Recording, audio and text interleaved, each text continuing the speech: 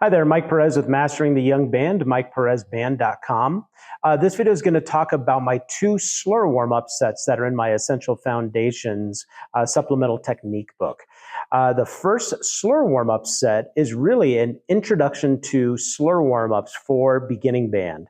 It's something that you want to use after you've done the first 5 notes and the first warm-up with your beginners. That first slur is it's a basic brass study going from their middle to the lower partial, while the upper woodwinds do just simple 5-note slurred patterns with their fingers.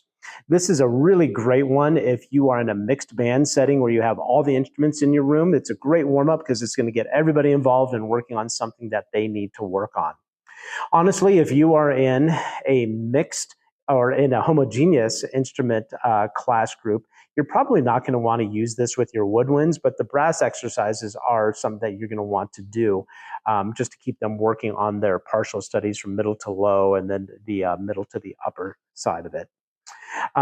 So for the slurs 2, 3, and 4 of the first set, I recommend you get to that probably after you've done the contra B flat exercises and your students have been playing for a while. Preferably if they can play a full octave from contra B flat, low contra B flat to upper contra B flat. Clarinets from there, low G to G. Unless you're in a full band setting, then of course they can't quite get to that.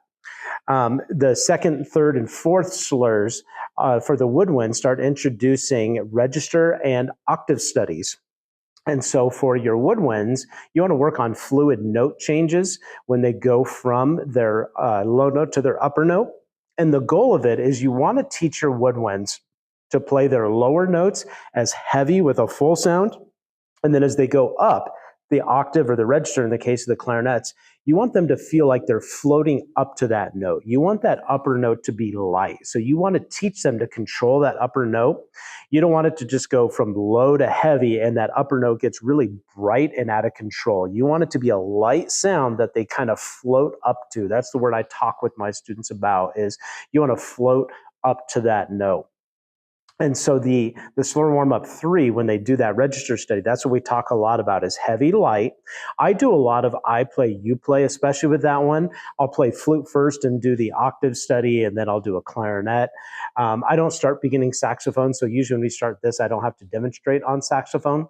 But showing them that sound of heavy, light is really good for them to hear when they're learning these slurs.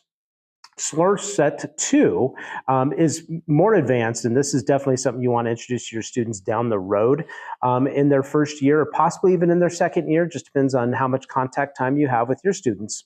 The second warm-up set for flutes, they go from octave studies and they do their first simple harmonic studies, where if you're not familiar with harmonic studies with flute, that's where they, for instance, if they hold the note B flat or A or G, they can play that note, and they can play the fundamental, the lowest note, then they go up an octave, and then there's harmonics in between as they start going up higher. Flute players work on those for control. They're not notes that they're going to play in class in their music, but it's a way for them to develop air speed and direction control, embouchure strength, and you're going to see those in the Slur Warm-up set 2, and they're notated with a diamond note head, and that's how you'll see that for your flutes.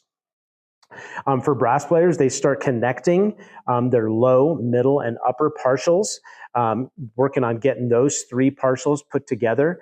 And then with other woodwinds, it's continued work on octave studies and going between different octaves, like clarinets going from upper C to G, just getting those finger movements, getting their technique down as they do those different register studies. I've written the second set of the Slur warm-ups to where you could have different instruments on different numbers, so they're the same number of measures, and harmonically, they'll work no matter which number an instrument's on. So for instance, you could have clarinets on set 2, number 1. You can maybe have the flutes on number 2, and then maybe have the brass, all brass on number 3, maybe percussion's on number 4.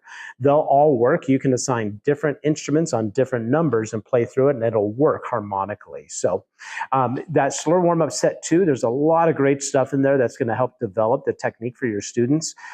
That's one that you'll want to use towards the end of your beginning year, and then even into your second year, you'll find that set 2 really, really valuable for your young band students.